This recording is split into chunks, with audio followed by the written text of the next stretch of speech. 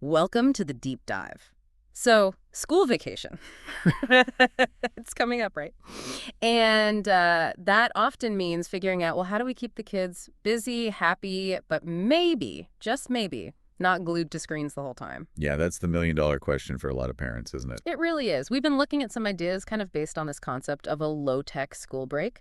And our mission today really is to pull out some practical, usable stuff for a screen-free holiday that, actually feels good. Exactly.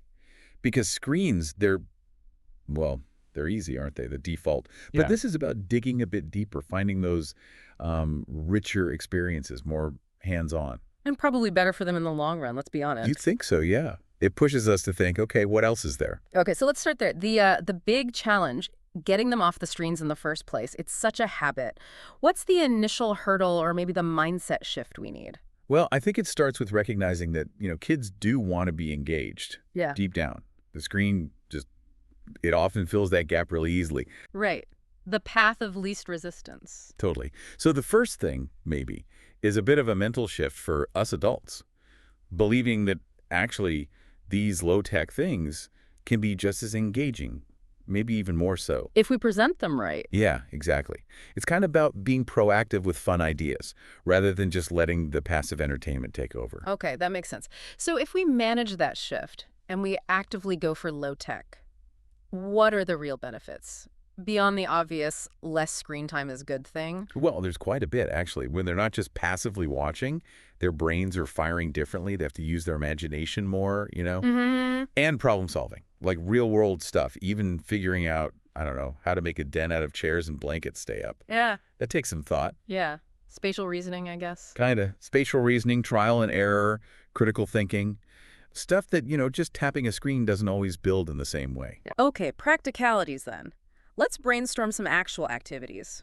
What kind of low-tech stuff can genuinely hold their attention? Keep the I'm bored monster at bay. Right. Think broad categories. Creativity.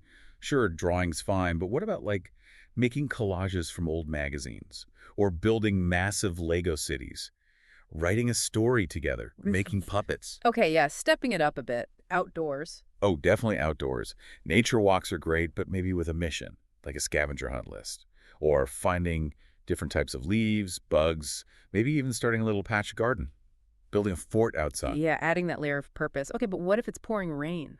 Stuck inside. Indoor doesn't have to need screens. Yeah. Board games, especially ones with a bit of strategy.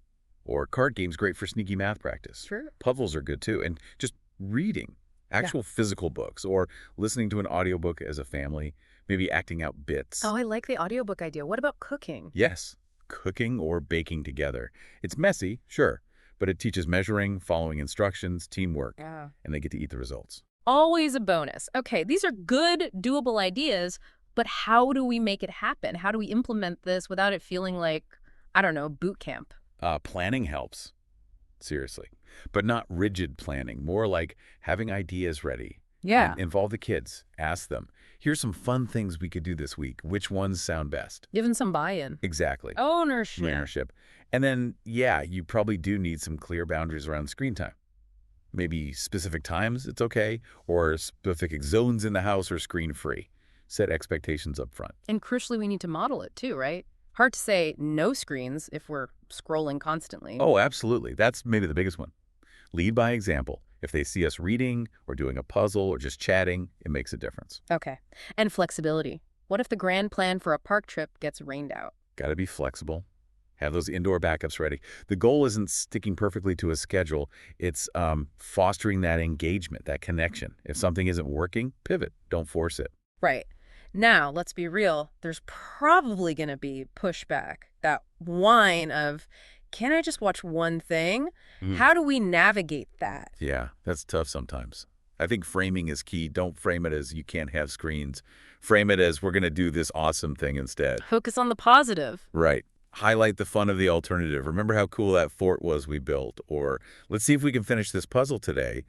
And again, offer choices within the low-tech options. Board game or craft project. Gives them that little bit of control back. Exactly. Makes it feel less like a restriction, more like an adventure, hopefully. Okay, so wrapping this up, The main takeaway seems to be that, yeah, a screen-free or maybe screenless vacation is possible. It takes some intention, some planning. And to focus on activities that are genuinely engaging in the real world. Yeah, it's about creating space for, like you said, imagination, connection, maybe getting a bit messy. Precisely. It's giving them, and maybe ourselves too, a chance for different kinds of experiences that are, well, really valuable. So, for you listening, maybe the final thought is this.